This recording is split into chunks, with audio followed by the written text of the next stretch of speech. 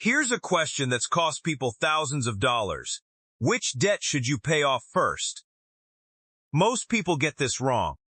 Not because they're bad with money, because the correct answer on paper isn't always the one that works in real life.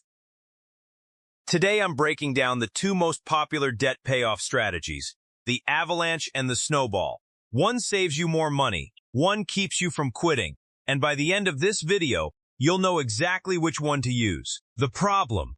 Let's start with why this even matters. The average American with credit card debt owes around $6,500 on those cards alone. Add a car loan, maybe some student loans, and you're looking at a pile of debts with different balances and different interest rates. So you've got extra money each month, maybe $400.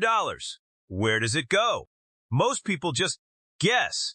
They pay whatever debt feels the most urgent, or the one with the annoying customer service calls. That's not a strategy. That's stress management. There are two real strategies, and they lead to very different outcomes. The two methods defined. The Debt Avalanche.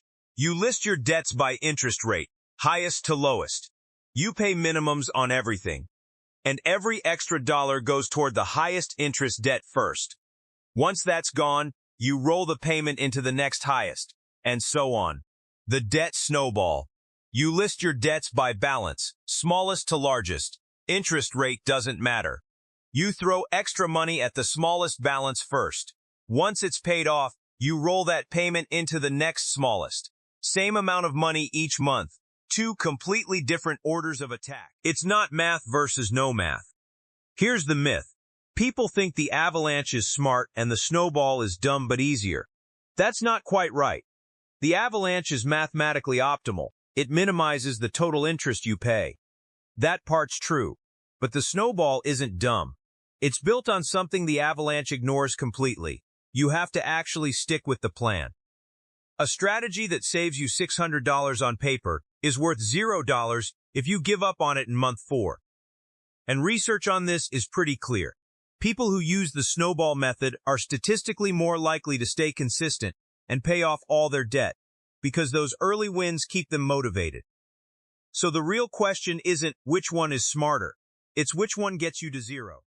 Meet Zoe. Let's make this real. I want you to meet Zoe. Zoe has 3 debts: a credit card, $9,000 balance, 24% interest rate, $220 minimum payment; a car loan, $3,000 balance, 7% interest rate, $150 minimum payment; a student loan, $12,000 balance, 5% interest rate, $130 minimum payment. Her minimum payments add up to $500 a month. She's found an extra $400 a month to throw at debt. So she's got $900 total working for her every single month. Now watch what happens depending on which method she picks. The Avalanche math. With the Avalanche, Zoe ranks by interest rate.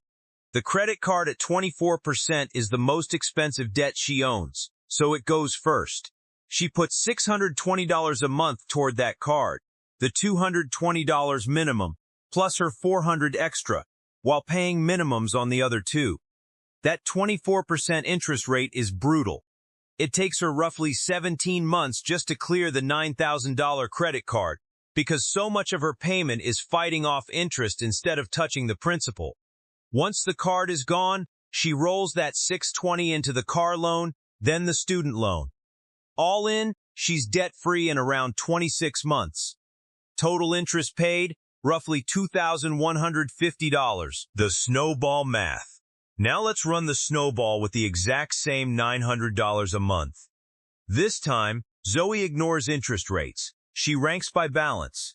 The car loan, only $3,000, is her smallest, so it goes first. She puts $550 a month toward the car loan. At that pace, it's gone in about 5 months. 5 months in, Zoe has already crossed a debt off her list completely. That's a real, visible win, not just a lower number on a statement. From there, she rolls the payment into the credit card, then the student loan. She's fully debt-free in around 27 months. Total interest paid, roughly $2,790. So here's the trade-off, side by side. The Avalanche saves Zoe about $640 and finishes about a month faster. The Snowball costs her more, but it hands her a win in month 5 instead of month 17. That's not a rounding error. That's the entire debate in one picture. Practical application. Which one is you? So which one should you actually use? Here's how to decide. Question 1. Have you failed at debt payoff before? If you've started and stopped a debt plan in the past, the Snowball's quick wins are probably worth more to you than the extra math savings. Momentum beats optimization if optimization means you quit. Question 2. Is the interest rate gap actually big? If your highest interest debt and lowest interest debt are within a few points of each other, the Avalanche barely saves you anything. In that case, just run the Snowball. You're not giving up much. Question 3. Can you white-knuckle it? If you're the type of person who can stare at a 17-month wait without flinching, the Avalanche is free money. Literally, it's the same effort for a better result. And here's the move almost nobody talks about, the hybrid. Use the Snowball logic only for your smallest debt. If it's genuinely tiny, clear it fast for the psychological win. Then switch to pure Avalanche math for everything after. You get one quick dopamine hit, then you optimize the rest. The action steps. Here's exactly what to do this week. 1. List every debt you have. Balance, interest rate, minimum payment. 2. Add up your minimums. Then figure out your real extra amount. 3. Pick your method based on the 3 questions we just covered. 4. Automate the minimum payments so you never miss one. A missed payment wrecks your credit score regardless of strategy. 5. Put your extra dollars on autopay toward target debt number 1. That's it. The method matters less than the automation. Money that has to be manually moved every month is money that eventually stops moving. So, Avalanche or Snowball? The Avalanche wins on a spreadsheet. The Snowball wins in real life, for a lot of people. The best plan isn't the one that looks smartest. It's the one you actually finish. Next video, we're tackling something a lot of people get wrong when they finally do pay it all off.